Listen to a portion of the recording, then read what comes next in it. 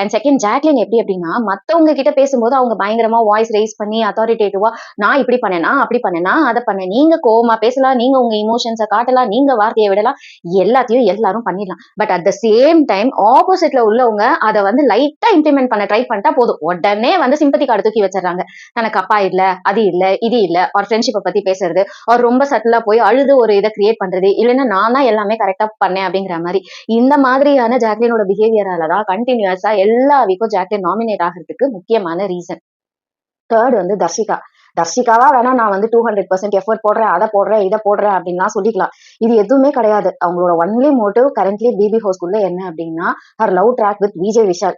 எவ்வளவுதான் கூட இருக்கிறவங்க எல்லாம் வந்து அட்வைஸ் பண்ணாலும் சரி, தான் நினைக்கிறத மட்டுமே பண்ணிட்டு இருக்காங்க. பக்கத்துல வந்து படுத்துக்கிறியா அப்படின்னு விஜய் விஷால கேட்கறதெல்லாம் ரொம்ப அசிங்கமா இருக்கு.